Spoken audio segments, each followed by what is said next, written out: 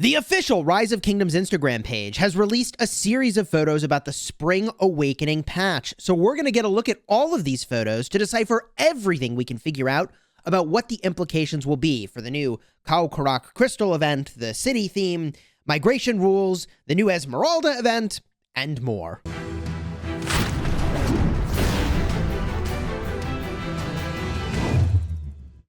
Hello, my friends, and welcome back. I'm Chisgule Gaming, and as always, I try to release information as soon as I get my hands on it about how Rise of Kingdoms is changing, and they are, in the Spring Awakening patch, releasing a new city theme. In fact, two of them, they tease them here. The one on the left looks a lot like some of the legendary city themes we've had in the past physically. In fact, both of these look like city themes we've already had with some adaptations. This one has more trees, and that one has more turrets, but I have heard a number of rumors floating around sort of what these city themes could be. And I don't know, man. I heard that the new Zenith of Power city theme might do 8% training speed, or that it might do 15% of stats. And I just want to talk very briefly about that for a moment, because there are major implications for the game if they do go that direction. Up until this moment in time, legendary city themes have had about the same amount of stats allocated. You gain a certain amount of stats, you lose a certain amount of stats, but ultimately it keeps you at net zero. For example, here you're gaining 10% archer attack and losing 10% infantry attack. It's a legendary city theme. Other legendary themes follow suit. Here's the Divine Abode. You get 10% cav defense and you lose 10% infantry defense. These city themes are all about optimizing into one sort of specialization or another, or rallying or garrisoning. But recently, they made a little bit of a shift here that I think was really significant, and I wonder if they're going to continue this trend, which is as follows. When they released the Dynastic Conqueror city theme, which I would argue is the best open field city theme in the game, which is why I went crazy for it, and I trained with something like, I don't know, 50 million power. The troop defense here of 8% for all troop types is insane, considering that you're losing only 10% cav attack. And my theory was that, like, maybe they get away with that because the little bonus over here, commander experience gain, is like fully and completely irrelevant for any governor who actually unlocked this city theme, almost certainly. So my thought was that maybe they just made the perk worse. Now, sometimes city themes, I will point this out, have an extra perk, like extra experience gain, or if you get a look over here, this one has resource production.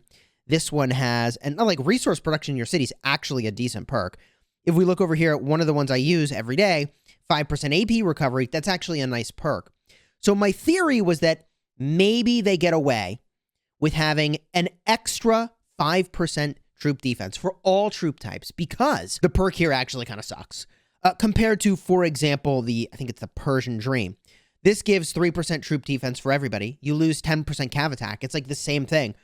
But 3% healing speed is actually like value. Like you get a lot of value out of that. So my theory there was that they were losing some amount of value from the healing speed and reallocating all of that goodness into troop defense.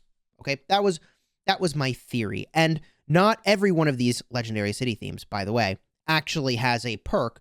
For example, Age of Devotion, 10% health for infantry, and you lose cav attack and archer defense. So we'll see if they're actually going to start having stat creep on some of these legendary city themes, because there's definitely implications for, like, what was the value of getting one of the older city themes. If I have a 10% theme and somebody else can come along and get a 15% theme with no more downside than what I have, isn't that kind of weird? So I hope that they don't do city theme creep, but they've been kind of doing that already with Nevsky. He's insane. Commander creep. They could do city theme creep, and I just wonder if that's a direction they're going to go. My only thought there is that if they are going to do that sort of creep of power, they should have the downside be increased as well. So if what they wanted to do was 15% attack for the buff, and then you lose 15% attack for a different troop type and a debuff, like, that still is a better city theme, but at least it's not just I don't know. It comes with a downside commensurate with the upside. Do you see what I mean? And like, you'd still use it. You'd still be very interested in it. It'd still be very powerful. But at least they're matching a downside for the buff that they're giving it. Before I shift gears entirely from city themes, I will point out that there is an epic city theme as well, presumably. And that maybe the epic city theme, I mean, I don't know what stats it's going to give. But if there's stat creeping on the legendary themes, what's to stop potential stat creep on the epic themes? I don't know. I'm purely in the realm of speculation. Let's jump back to the pictures now. The second picture here is Esmeralda's prayer. I guess technically it's the third picture. The first one was Ethelfled, but that was just, I think, a teaser for the upcoming patch, right? Esmeralda's prayer is a new event. First time we've ever seen it in the game for this springtime upcoming event series. And it looks like there's a couple things you can get here. I see gold keys, legendary commander sculptures. It's hard to see. I thought this might have been silver keys, but if you see the little, I guess, arrows over here, I think this is speed ups. And then presumably this is sort of hard to see as we continue clockwise around this thing. But I think that's city themes and then also decorations in the upper left. And then the center looks like the, I guess, event chests that you get with typically mostly crystal keys and sometimes some legendary patterns. I suspect that this is replacing the dice event game that we had. I don't know why they would replace the dice event game. I don't know why we didn't get the dice event game more. But very rarely we'll have one of these come along. And it'll be interesting to see if they put legendary city themes or just epic city themes. It'll be interesting to see the balance of all of these different things. I mean, generally speaking, I'm more interested in materials than anything else. So we'll see how this all plays out, how many gems it's ultimately going to cost to play. I have a suspicion there'll be a non-trivial number of gems, but this could be a good way for a spender to go pick up a city theme that they haven't had access to yet. For example, hopefully they have some health themes in there, and you pick up a 5% health theme. That actually would be pretty legit. The next picture here is the Trial of the Kau Karuak, and this is giving sovereign keys, crystal keys, but more importantly, we see the crystals and also the season coins in the upper left. This does not look like it's going to be a huge amount of crystals. I don't know how many levels this has or how it's going to work, but it sure does look a lot like the Karuak ceremony. So maybe they've just done sort of a copy and paste of the Karuak ceremony, and periodically your reward for spending some action points here is going to be crystals. Hopefully that's a lot more crystals than if you went barbing. Maybe there will be levels to this, and maybe there will be alliance bosses, but I think more likely this is going to be an individual level event with no alliance-related stuff. And I don't know, I mean, maybe you rally them as well. We'll see when that arrives. Last two screenshots here have to do with migration. Now, I love that they're putting together an infographic.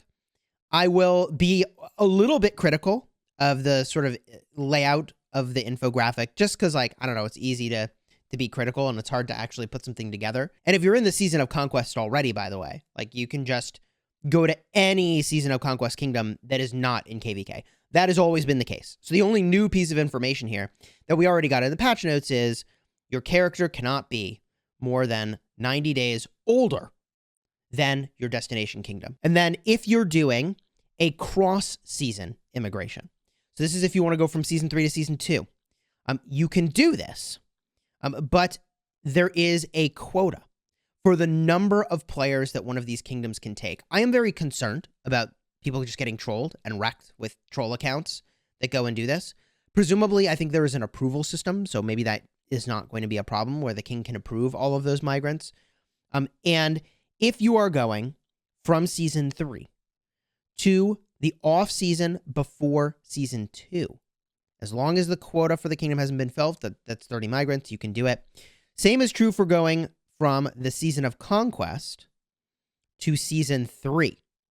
As long as the destination kingdom has not fulfilled its quota of those migrants, you're good to go. In fact, if I look more closely at this diagram, it does look like you can go from Season of Conquest to before Season 2. You go to the off-season for Season 2.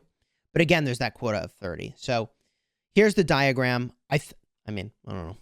I'm not an infographic designer, but I am hyped that they are making this change. As weird as it sounds, like, I think it's awful for new players to have to go and battle against a ton of players that have been playing the game forever, since the beginning of the game. I mean, like, think about it. The group that I am playing with, where my account is like 800 days old, migrated back to KVK Season 2. And, like, that's just one of the groups I'm playing with, right? But that's a little too OP, man. There should only be so many people that can go and do that. And I think that number should be limited. And it looks like moving forward, that's going to be the case. I think the real question is going to be, how is the balance of Crystal Tech going to look once they've adjusted the way that Crystal Tech is working? And they did say they're fine-tuning that. And then also, how many crystals are we really getting from the Kau Karuak ceremony? Time will tell, my friends, but if you enjoyed this video, throw a like on here and consider subscribing. I'm interested in your thoughts down below in the comments about the city themes. Is it OP for them to release a city theme that gives more stats without giving more downside? To me, that feels like some pretty obvious creep of power, but we're seeing that already on Commanders. Nevsky's pretty freaking nuts. And until next time, you have fun smashing the kingdom.